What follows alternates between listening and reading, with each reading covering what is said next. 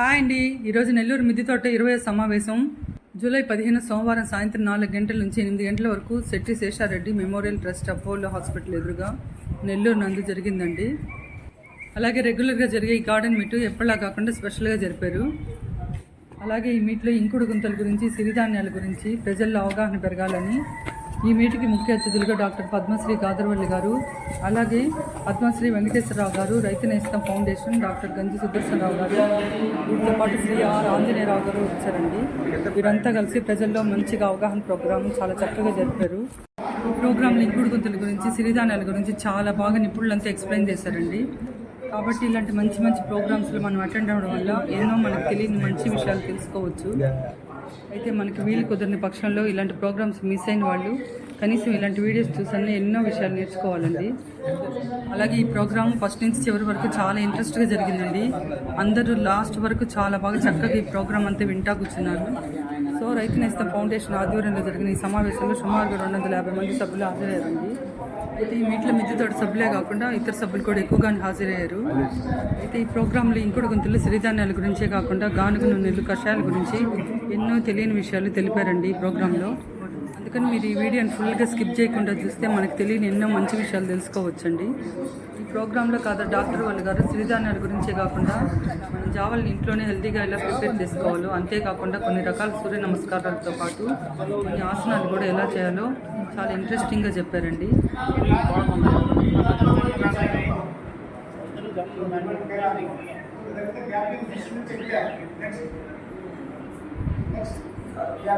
So one of the things I have to think you or peacefully technical idea లేకుండా పెట్టినట్లయితే దాని ఉపయోగం ఉంది. ఇది చెప్పడానికి ఇక్కడ చూడండి, ఇట్స్ ఆల్మోస్ట్ అక్కడ నెక్స్ట్ రీచార్జ్ అవుతుంది. ఇది ఈ ల్యాండ్ నుంచి కూడా రీచార్జ్ అవుతుంది. Next farm parts now it is they are using. yes this is also one of the this is the recharge bit from borewells. వచ్చిన వాటర్ దీంట్లో పడుతుంది. అన్ని పర్ఫోరేషన్స్ రంధ్రాలు ఉంటాయి. దీనికి ఈ రంధ్రాల ద్వారా నీరంతా కూడాను లోపలికి దగ్గరలోనే ఉంటుంది. 1 కిలోమీటర్ ట్రాన్స్ఫర్ ఆ క్వాలిటీలో నీట్ క్రియేటెడ్ వచ్చింది. బోర్వెల్స్ ఎండిపోవడం జరిగింది. ఇప్పుడు బోర్వెల్స్ ఎండిపోతే ఏం చేయాలి? కంపల్సరీగా వాటర్ ట్యాంకర్లు కావాలి. ఇంక వేరే మార్గం లేదు.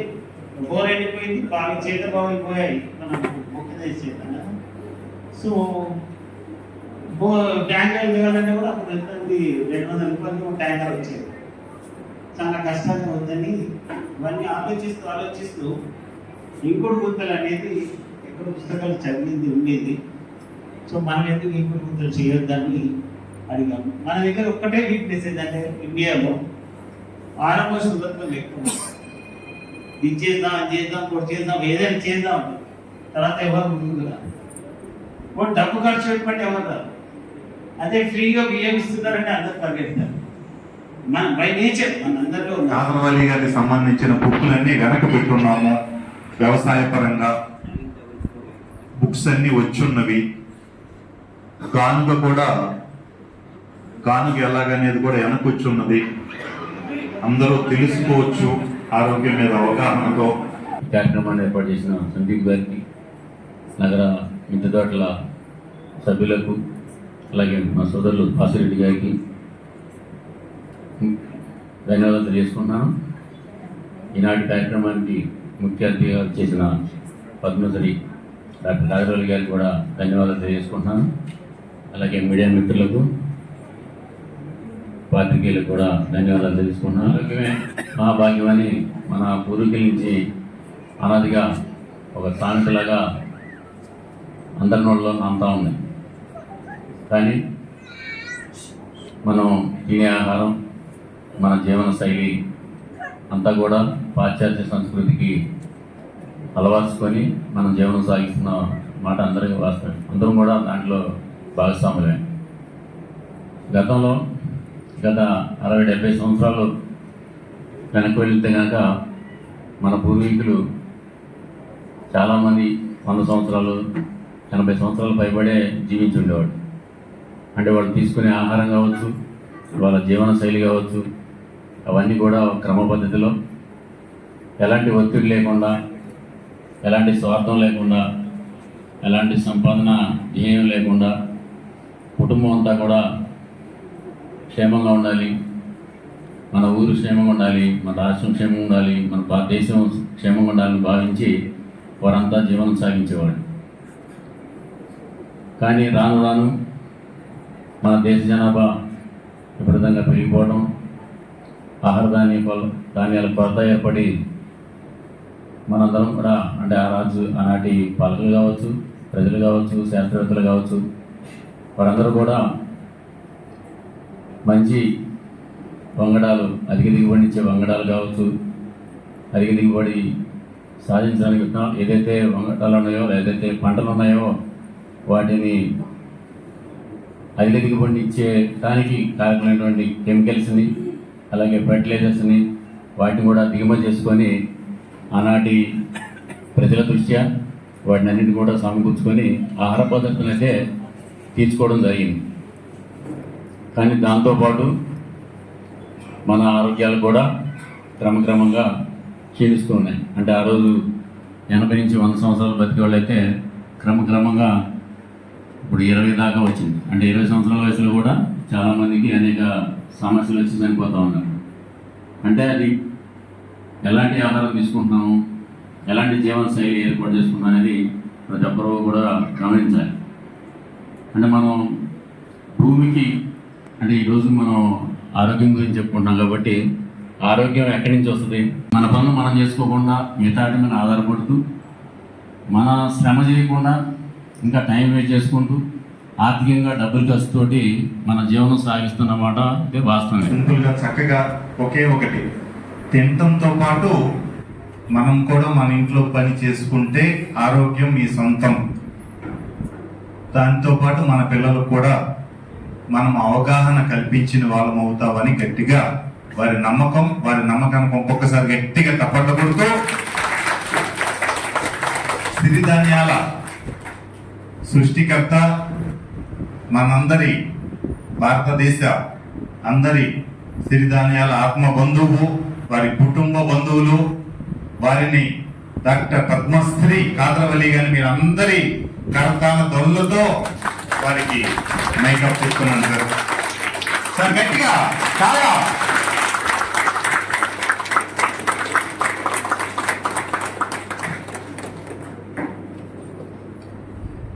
అందరికీ నమస్కారం. గౌరవనీయులు వెంకటేశ్వరరావు గారు చెప్పినట్టు మనం శారీరక శ్రమని ఈ ఆధునిక జీవన శైలిని సంరక్షించే జవాన్ల కంటోన్మెంట్స్లో కూడాను సిరిధాన్యాల అవగాహన కోసం గడిచిన 4 నెలలు తిరుగుతూ వస్తున్నాను. ఉదయం 4 గంటల నుంచి 8 గంటల వరకు Tibet, India border, China border అలాంటి చోట్ల అంతాను వెళ్ళి ఈ అవగాహన కార్యక్రమాన్ని చేపడుతున్నాము. ముఖ్యంగా మనం అందరం గర్వించదగాల్సిన విషయం ఏమిటంటే మన భారతదేశ ప్రభుత్వం మిలిటరీ రేషన్లో 30% ఆఫ్ ద రేషన్ మిల్లెట్సే ఉండాలని ఆర్డర్ పాస్ చేసింది.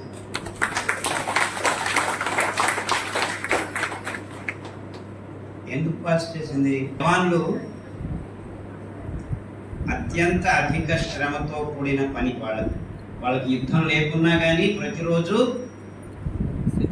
ఈ సామాన్ తీసుకెళ్ళి అక్కడ పెట్టుకో, ఆ సామాన్ తీసుకొచ్చి ఇక్కడ పెట్టు, పని ఏముండదు, ఏమీ అవసరం లేదు. అయినా ప్రతిరోజు ప్రతి మనిషి ఇంక్లూడింగ్ కల్నల్ నుంచి పెద్ద కమాండింగ్ ఆఫీసర్ కూడాను కనిష్టంగా ఇంత శారీరక శ్రమ చేయాలని రూల్స్ అన్నమాట. నేను చెప్పేది అంటే అక్కడ శారీరక శ్రమ లేని జవాన్లు లేరు. ఎంతమంది ఉన్నారు? వేల మంది ఉన్నారు. తమాషా ఏమిటంటే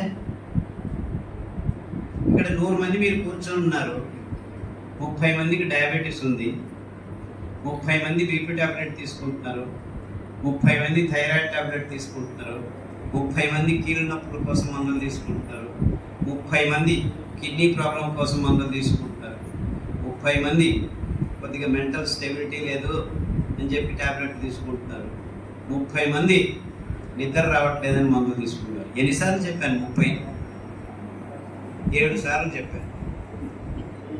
అంటే 100కి 30 మంది, 100కి 30 మంది అంటున్నాను. అంటే ఒక్కొక్కరికి ఒక్కొక్క రోగం లేదు, ఒక్కొక్కరికి 2 రోగాలు, 3 రోగాలు ఉన్నాయి. అర్థమవుతుందని చెప్పి శారీరక శ్రమ చేస్తున్న మిలిటరీ జవాన్లలో కూడాను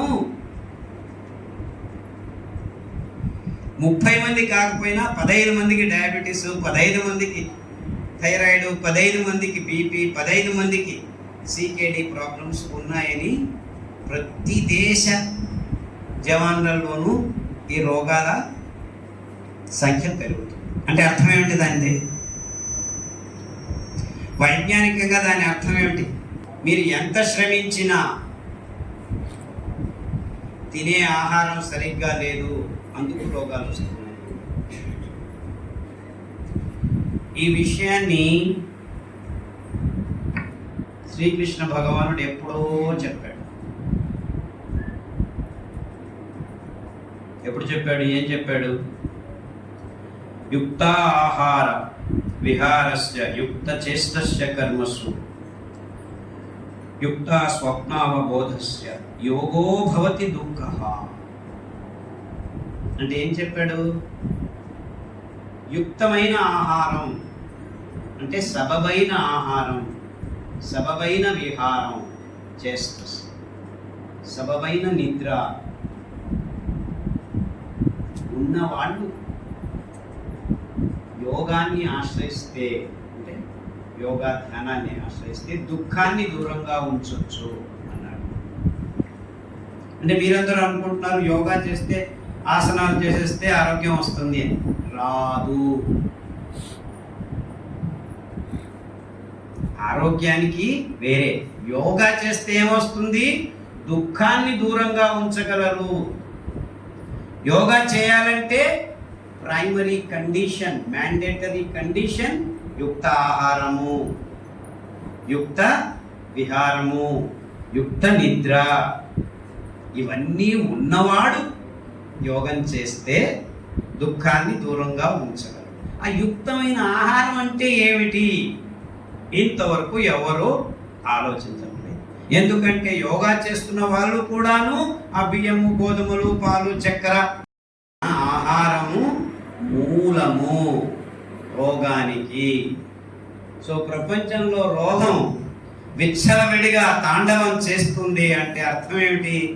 మనం ఆహారం సరిగ్గా నిర్వచనం చేయలేదు. ఇంతవరకు మానవ జాతికి ఇంతవరకు ఆహారం, యుక్తమైన ఆహారాన్ని నిర్వచనం చేయలేదు. ఇది కొట్టవచ్చినట్లు నాకు 1985లోనే అర్థమైంది. మీ మడిమలు, మీ పిర్రల్ని ఆధారంగా ఉంచుకుంటే ఆ 6 వేళ్ల మీద మీ శరీరాన్ని సమతులనంగా ఉంచుకొని 2 నిమిషాలు కూర్చునేట్లు ఉండదాన్ని మలాసనం అంటారు. ఏమైంది?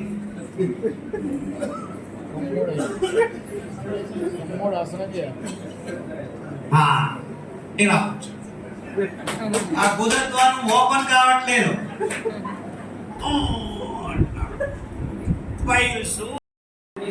క్రిమికీట కల్పనాశ మందు పదార్థాల కంపెనీకి మెయింటైన్ చేసే ఈ ఇంజనీర్లకు, డ్యాములు కట్టేదానికి, ఆ సిమెంట్కు, ఆ ఇనుముకు, ఆ అదులు, మైనింగ్ కంపెనీలు, వీటన్నిటికీ డబ్బు కట్టబెట్టేస్తున్నారు ముందుగానే.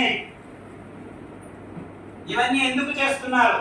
రాజకీయ నాయకులకు ఇందులో వాటా వస్తుంది. అందరి రాజకీయ నాయకులకు నమస్కారాలతో నేను ఈ మాట చెప్తున్నాను, కోపించుకోవాలి. మొత్తం ప్రపంచమంతా ఇదే జరుగుతుంది.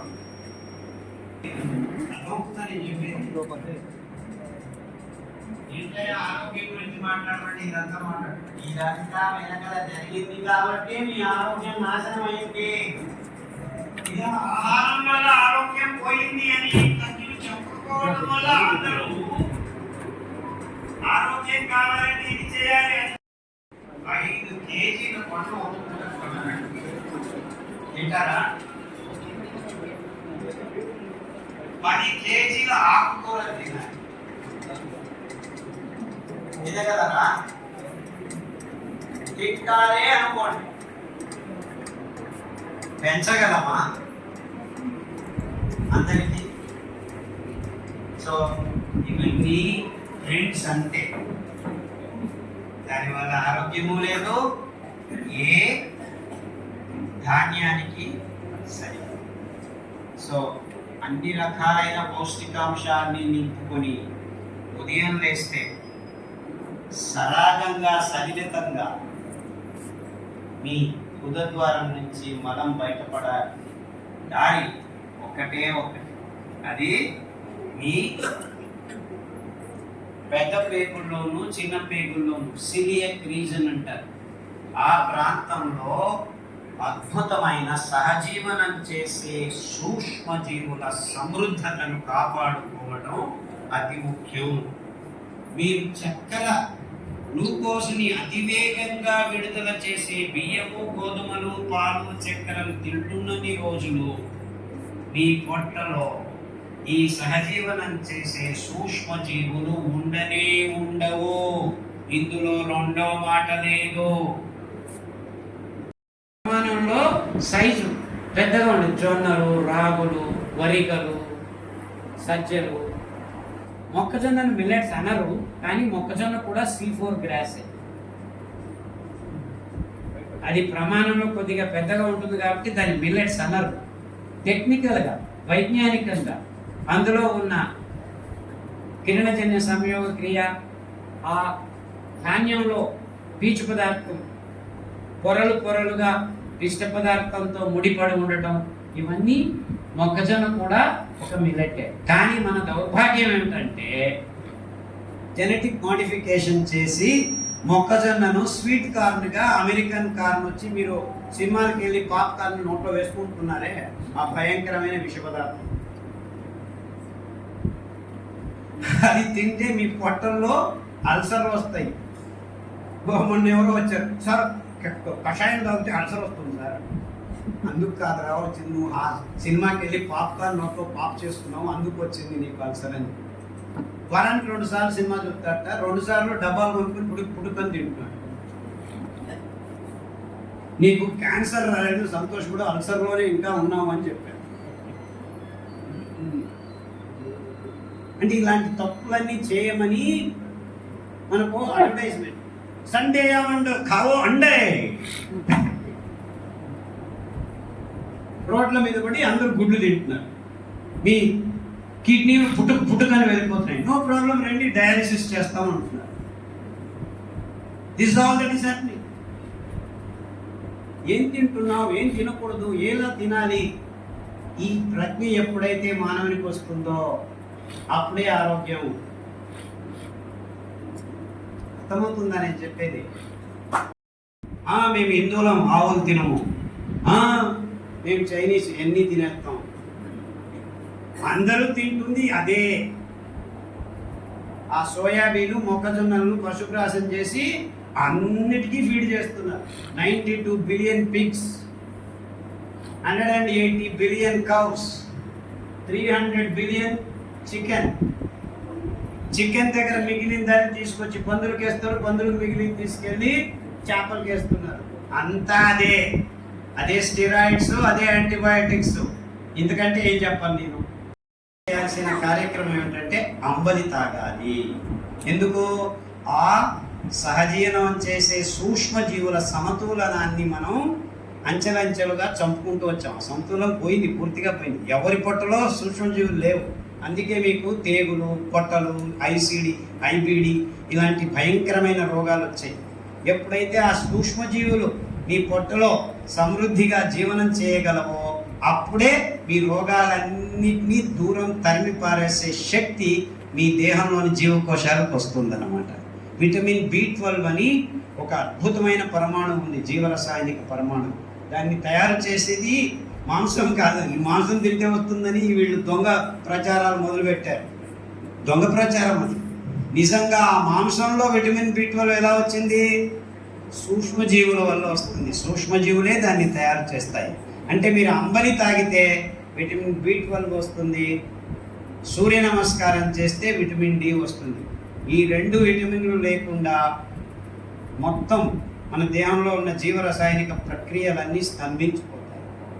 అంటే సూర్య నమస్కారం కూడా మీ ఆరోగ్యానికి నేను ఇంతసేపు చెప్పినటువన్నీ ఒకవైపు అయితే మీ నిర్నాళ గ్రంథుల్ని, హార్మోనుల్ని సమతులనలో తీసుకొచ్చేదానికి ఆ సౌమిత్రి, హిరణ్యగర్భాయ, భాను, రవి, ఆదిత్య, పుష్ణ, ఆర్క, భాస్కర్, ఈ 12 పేర్లు ఆ సూర్య భగవానుని ప్రఖరత, ఆ కిరణాల ఫ్రీక్వెన్సీస్, ప్రకంపనాలు పేర్లవి.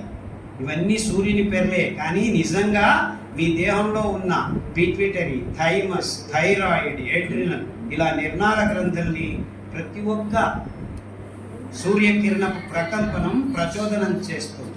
అందుకే పొద్దున్న లేచి పెద్దవాళ్ళారా సూర్య నమస్కారం చేయండి అని మన పూర్వీకులు చెప్పారు. మనమేంటి వాటర్లు తాగి పొద్దున్న 8 గంటలకో 10 గంటలకో లేవటం మొదలుపెట్టాడు. సూర్యుడేమో అపాయింట్మెంట్ ఇస్తున్నాడు రోజు. మన భారతదేశంలో కరువు లేదు, 300 రోజులు వస్తాడు. ఓ వానాకాలంలో కొన్ని మోగు మేడాలు ఉంటాయి. ఆ నీళ్లను పీల్చుకొని ఆ 8 గ్రాములు 40 గ్రాములు అవుతుంది. ఆ 12.5 గ్రాములు అండుకొరల్లో 70 గ్రాములు పీచు పదార్థం అవుతుంది. అందులో కరిగే పీచు పదార్థం, కరగని పీచు పదార్థం. కరగని పీచు పదార్థం మీ సెలియక్ రీజన్కి వెళ్ళి సూక్ష్మజీవులు అంబలిక మూలకంగా వస్తుంది. అద్భుతమైన ఈ constipation, fissures, haemorrhoids, piles, bleeding piles, non bleeding piles ఇవన్నీ పేర్లు అంతే. మాయమైపోతుంది. అర్థమవుతుందా? సో సరిగ్గా వండుకోండి. అద్భుతమైన వంటలు తయారు చేసుకోవచ్చు, అన్ని రకాల వంటలు ఇంక్లూడింగ్ స్వీట్స్. తాటి బెల్లం వాడండి. చెరకు బెల్లంలో గ్లూకోజ్ 2 నిమిషాలకే రక్తంలోకి ఫ్లడ్ లాగా వచ్చేస్తుంది. Your blood will be flooded with glucose, with sugar cane juice. Sugar cane ఇవంతా ఏదో కొన్ని లివర్ పాడైనప్పుడు షుగర్ కేన్ జ్యూస్ తాగితే ఆ వైరస్ చనిపోతుంది కాబట్టి అది పనిచేస్తుంది అని. కానీ సాధారణంగా రోజు తీసుకోవాల్సిన తీపి పదార్థం ఫ్రక్టోజ్ ఎక్కువ అంశం ఉన్న మన తాటి బెల్లం, ఈత బెల్లం, తర్వాత బోయిన బెల్లం అంటారు. Fish tail palm, toddy palm, silver date palm, ఈ పామ్ వేసి అంటారు. తేనె లేదు సార్, ఎక్కడుంది తేనె? తేనెటీగలే లేవు, అడవినంతా నాశనం చేశారు.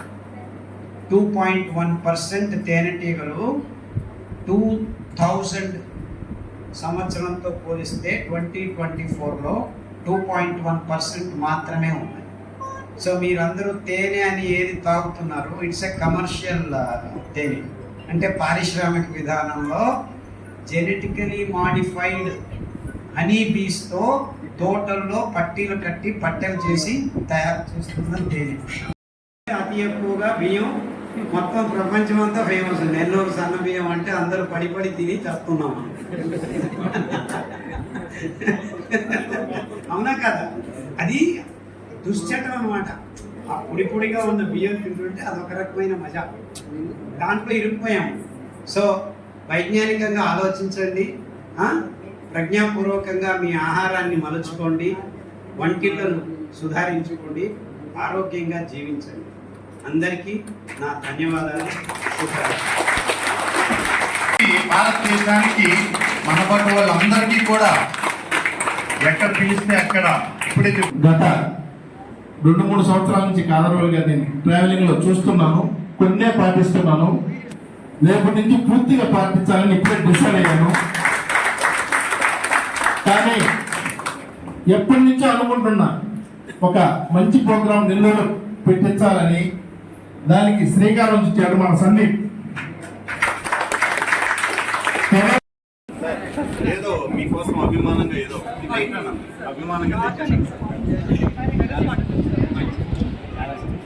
ఈ వీడియోలో మన కాదర్వాల్ గారు ఎన్నో మంచి విషయాలు నేర్పారు కదండి. అంతే అండి ఈ వీడియో మీకు నచ్చినట్లయితే లైక్ చేయండి, షేర్ చేయండి, సబ్స్క్రైబ్ చేయండి. నెక్స్ట్ ఇంకో మంచి వీడియోలో కలుద్దాం. బాయ్ అండి, థ్యాంక్స్ ఫర్ వాచింగ్.